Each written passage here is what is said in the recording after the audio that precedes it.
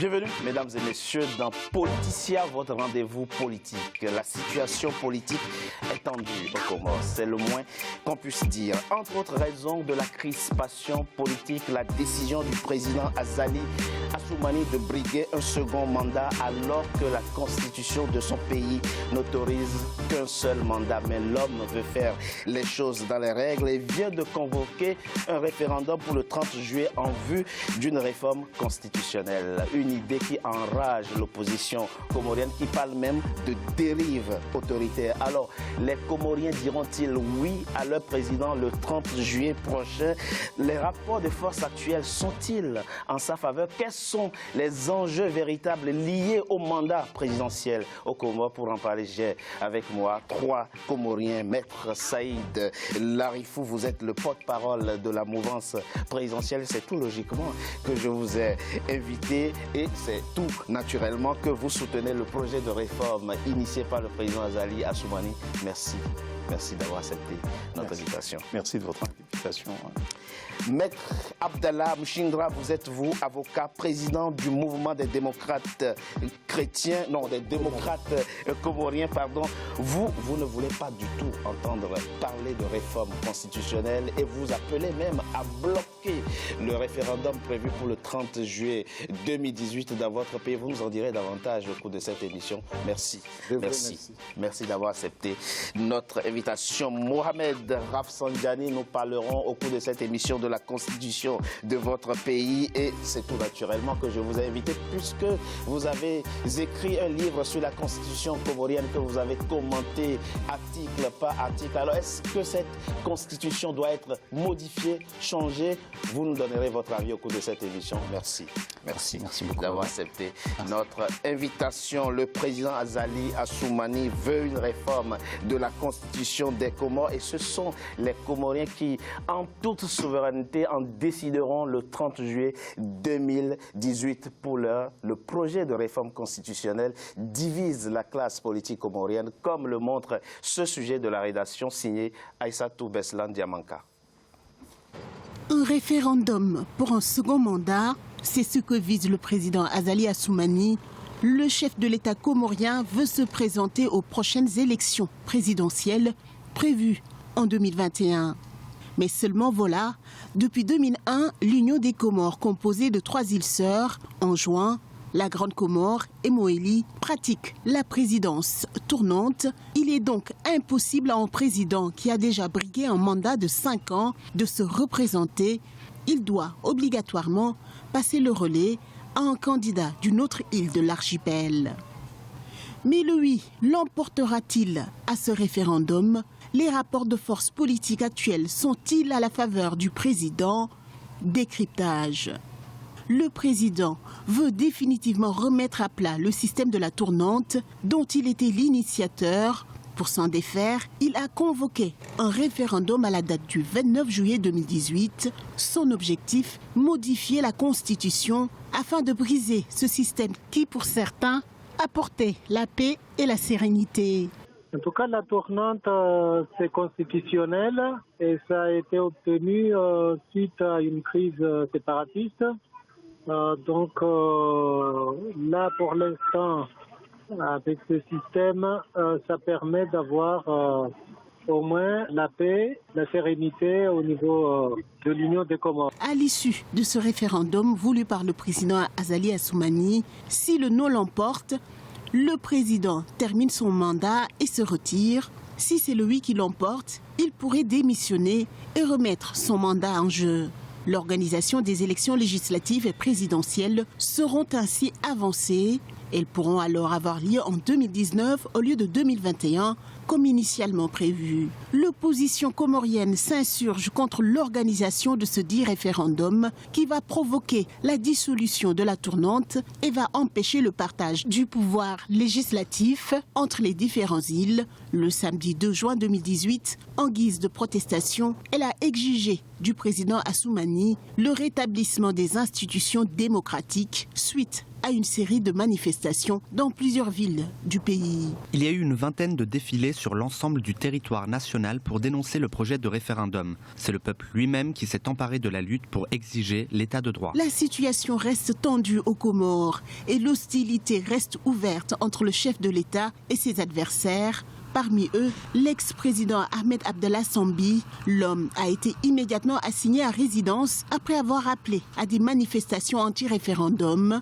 Autre voix dissidente, et pas des moindres, le vice-président comorien Ahmed Saïd Jaafar, en se désolidarisant du président Azali Assoumani. Il a jugé illégal le projet de modification constitutionnelle et a appelé la population, selon ses mots, à refuser la dérive dangereuse du pouvoir. Il y a une partie qui soutient qu'il n'y a pas de référendum du tout. Il y a une deuxième qui dit non, nous, qu'il y ait un référendum, qu'il n'y ait pas. De toute façon, Azali, en 2021, doit laisser la place à une autre personne qui sera issue de l'île d'Anjouan. Donc on est dans un cafouillage total. Et la population, malheureusement, est malmenée. C'est pas de quel pied il faut danser. Ce qui est sûr, la majorité des Comoriens n'aiment pas que Azali reste au pouvoir au-delà de 2021. Le référendum, aucun Comorien ne connaît aucun point ni virgule. C'est ça le problème qui se pose actuellement. Mais j'espère que les autorités politiques qui nous dirigent actuellement, l'opposition, vont s'asseoir pour trouver une solution rapide parce que de toute façon, les victimes, ça sera toujours le pays. J'aurais conseillé à Azali d'être réaliste et de diminuer ses ambitions parce que les Comoriens d'aujourd'hui ne sont pas les Comoriens d'hier. Les Comores ont connu pendant de nombreuses années une forte instabilité politique caractérisée par des crises séparatistes et des coups d'État. En 2001, une nouvelle constitution qui instaure la présidence tournante tous les 5 ans entre les 3 îles a été adoptée. Ce système institutionnel a permis de revenir à la stabilité politique. Le pays a ainsi traversé 4 alternances démocratiques sans basculer dans une guerre civile. Élu en 2016 pour un mandat de 5 ans, le président Azali Assoumani a déjà fait savoir qu'il serait candidat à un second mandat consécutif si le oui l'emporte au référendum du 29 juillet. Maître Larifou, plantons très rapidement le décor. Les Comores, l'Union des Comores, ce sont 3 grandes îles. Anjouan, la Grande Comore et Moélie. La constitution de votre pays, celle qui est en vigueur, qui a été adoptée par le peuple comorien en 2001, a instauré la tournante et qui veut que le président qui arrive au terme de mandat de 5 ans cède la place, cède le fauteuil présidentiel à un ressortissant d'une autre île. Le président Azali Assoumani est à 3 ans de la fin de son mandat. À quel besoin répond l'envie d'un second mandat consécutif? Bon, d'abord, une précision. S'il vous plaît. L'Union des Comores, c'est 4 îles. Oui. Voilà. Mayotte, alors, j'y ai pensé, mais comme je ne voulais pas ouvrir notre débat, puisque la France considère que Mayotte lui appartient, je retiens tout simplement que, pour l'instant, on parlera de ces 3 grandes îles comme constituant l'Union des Comores. Mais je comprends tout à fait votre remarque. Mais c'était une précision qui, pour moi et pour beaucoup de Comoriens, est d'une importance capitale, puisque je ne veux pas apparaître sur ce plateau comme étant celui qui acquiesce. Voilà, une situation de force au détriment des Comores. Bon, c'est une parenthèse, ça fera peut-être l'objet d'un ça a déjà débat. Fait partie, ça a déjà fait l'objet d'un débat précédent sur les Comores. S'agissant de la question que vous avez posée sur le deuxième mandat du président Azali, je pense que j'ai suivi le reportage qui a été fait tout à l'heure, ainsi que l'introduction que vous avez faite. Je pense qu'effectivement, j'espère que ce débat sera l'occasion d'apporter des précisions qui, pour nous, est quand même très capitale, puisqu'il y a eu quand même un mouvement qui a été mené d'une façon intelligente de désinformation. Vous voyez, des désinformations à la fois par les adversaires du régime du président Azali, et puis des gens aussi qui pensent plus à leurs intérêts que celui des Comores, et qui ont mené d'une façon très intelligente. Moi, je suis admiratif de la façon dont ils ont réussi à expliquer au niveau national et au niveau international comme quoi cette volonté de présenter une réforme institutionnelle est celle du président Azali. C'est complètement faux. C'est une initiative référendaire qui a été décidée par le président Azali puisqu'il en a les compétences. Tout à fait, les prérogatives constitutionnelles. C'est les prérogatives présidentielles tirées de la constitution comorienne. Oui. Mais c'est une réponse par rapport à une expression populaire, atteint au souhait de la population comorienne qui, à travers des assises, a exprimé une forte volonté de changement. Vous voyez ? Et qu'il fallait absolument que les recommandations de ces assises... La question, monsieur Maître Larifou, ce n'est pas tant l'origine de l'idée. De toute façon, le président l'a épousée et a voulu immédiatement la mettre en œuvre, c'est-à-dire réformer votre constitution. Comment le président justifie-t-il aujourd'hui qu'on revienne sur la tournante instaurée dans votre pays en 2001 ? Ce n'est pas une volonté du président Azali de revenir sur la tournante. Et la tournante n'est pas remise en cause par les réformes à venir. Dans sa forme et dans son expression. Dans sa forme et dans son expression, la tournante fait l'objet effectivement d'une modification qui a été voulue par une majorité des Comoriens qui auront l'occasion de s'exprimer à travers le référendum qui est prévu le 30 juillet prochain. On reviendra sur les détails liés à cette question. Maître Larifou a répondu comme le ferait un bon politicien, puisque je n'ai pas vraiment la réponse à ma question véritablement. Mais Maître Mushindra, vous ne voulez pas du tout entendre parler ni de réforme constitutionnelle, ni de référendum. Pourquoi ? Alors, je vous remercie de cette question. Nous, on dit aux Comoriens, et on sait que les Comoriens vont bloquer ce référendum. Ils ne vont pas l'accepter. Parce que les Comoriens aspirent à un état de droit, un état où tous les Comoriens se sentent épanouis. Alors, c'est la Constitution de 2001 qui nous a donné ça. C'est-à-dire que le pouvoir exécutif tourne entre les îles. Comme ça a été, vous l'avez si bien dit dans votre reportage, pendant 15 ans... Oui, on a eu 4 alternances démocratiques dans votre pays. Il n'y a pas eu de problème aux Comores. Le pays était stable. Et là, le régime actuel veut créer l'instabilité en modifiant la Constitution et surtout en touchant à la tournante. Expliquez-nous, Maître Mushindra, de façon concrète et précise. Oui. En quoi est-ce que la remise en cause de la tournante serait source d'instabilité dans votre pays? Parce qu'on est un État insulaire. Oui. Vous le savez bien, tout le monde le sait, qu'un pays composé d'îles, chaque île se sent... réclame une autonomie large. Et cette autonomie large ne peut être possible que si, entre les îles, chaque île se sent responsable un jour ou un autre. S'approprie le pouvoir politique. Le pouvoir politique exécutif est au sommet de l'État. C'est ce qui a été fait en 2006. Oui. Le président était originaire d'Anjouan. En 2011, il était originaire de Moëlie. Pour la première fois dans l'histoire du pays, il y a eu un président moélien. Et c'était applaudi par le peuple comorien. Et c'est de ça que le peuple comorien veut. C'est-à-dire que cette présidence tourne pour que chaque île se sent en droit d'exercer le pouvoir suprême.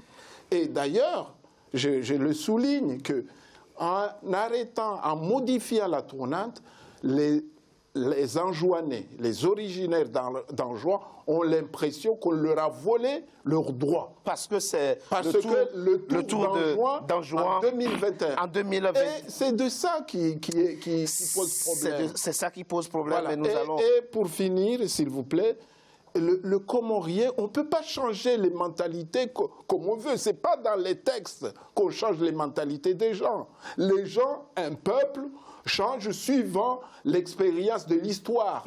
Donc on ne va pas dire, oui, par un coup de plume, voilà, on va changer la tournante comme on veut. Mais ça, j'ai bien compris que vous êtes contre Mohamed Rafsanjani. Je l'ai dit, vous avez écrit un livre sur la Constitution de 2001 que vous avez commenté article par article. Vous entendez les deux positions qui s'expriment.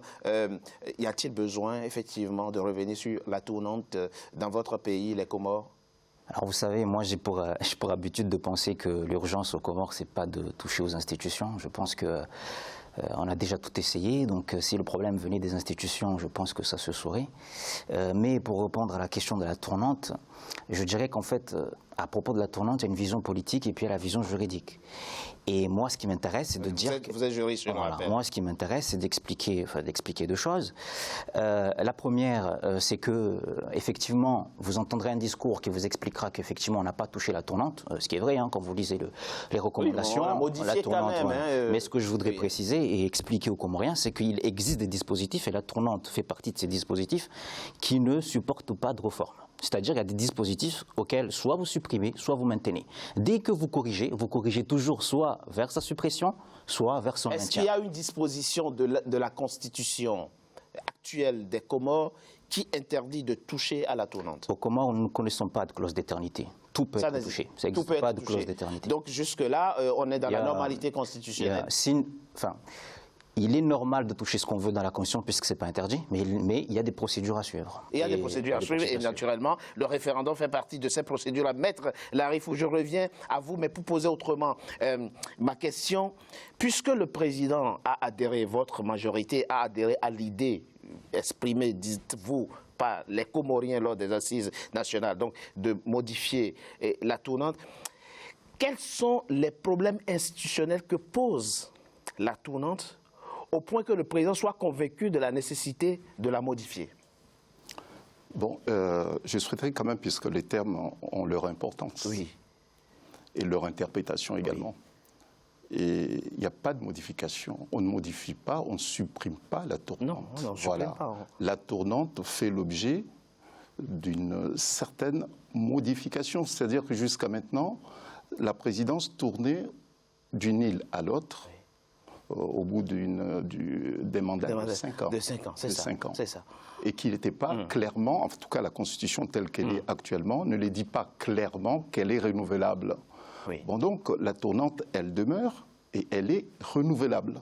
Oui, mais une fois renouvelable. Oui, mais c'est ce que je vous dis. Voilà. Quel est le problème si elle n'était pas renouvelable, si le mandat n'était pas renouvelable? Ça, c'est déjà un premier point. Et puis, deuxième point, lorsqu'on dit comme quoi, c'est mon confrère Mchinda qui disait tout à l'heure, comme quoi la tournante telle qu'elle est a permis aux îles et puis aux populations de s'épanouir. Bon, je pense qu'il ne faut pas être aveugle. Il a parlé de stabilité. Il parle de stabilité. Comment vous pouvez parler de stabilité et de l'épanouissement lorsque vous êtes dans un niveau de pauvreté extrême et lorsque vous avez un système qui, au lieu justement de favoriser le développement du pays, c'est un système qui est complètement perverti. Maître Larifou, on va cantonner le débat au plan politique et institutionnel, parce que il vous sera difficile de convaincre vos compatriotes. Non, moi je ne vais pas convaincre. À cette table que non, je ne vais pas convaincre. Je pense que j'ai en face. Non, moi je pense que j'ai en face de moi. Je ne parle pas de M. Rafsanjani, mais je parle de mon confrère qui est dirigeant. Le MDC, le mouvement des démocrates. Qui a dit comme quoi ils vont bloquer. Vous voyez, c'est une position d'un extrémiste. Maître, quels sont les inconvénients de la tournante selon vous? Pour moi, l'un des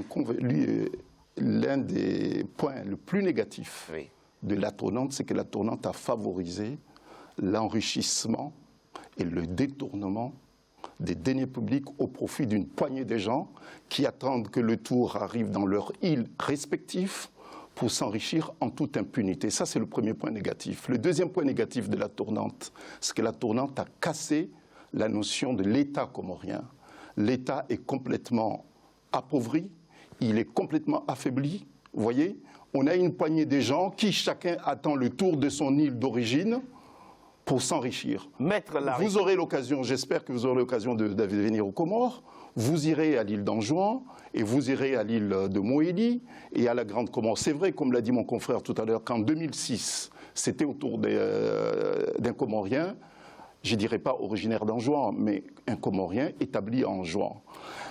Bon, Anjouan, si vous allez à Anjouan, il a régné pendant 5 ans en juin et encore plus pauvre qu'avant 2006. Et lorsque vous irez à Moélie est encore plus pauvre qu'avant. Vous voyez, donc comme quoi ça n'a pas servi effectivement au développement économique des îles et ça n'a pas non plus favorisé l'épanouissement des Comoriens. Mais M. Rafsanjani, dans l'hypothèse, mais seulement dans l'hypothèse, que le oui l'emporte, qu'on modifie la tournante, avons-nous là une avancée institutionnelle? Je ne pense pas qu'on ait une avancée institutionnelle, puisque, comme on vous a expliqué, la tournante, elle reste. Je dirais même qu'on va régresser sur un point qui est très important. Je tiens d'ailleurs à préciser que, personnellement, je ne fais pas partie de ceux qui verseraient une larme si la tournante disparaît. Mais je dis simplement qu'il y a une régression qui sera palpable. C'est que pour la première fois, en tout cas, on n'a pas le projet, mais dans les recommandations, nous allons inclure dans un texte constitutionnel des Comores le moyen, puisque c'était l'une des faiblesses de la tournante, mais on va inclure pour la première fois le moyen qui nous permettra d'identifier entre les Comoriens qui c'est qui est enjoigné, qui c'est qui est moélien et qui c'est qui est grand Comorien. Merci. Et ça, je propose qu'on marque une courte pause, on se retrouve dans quelques instants pour la deuxième partie de notre émission. À tout de suite.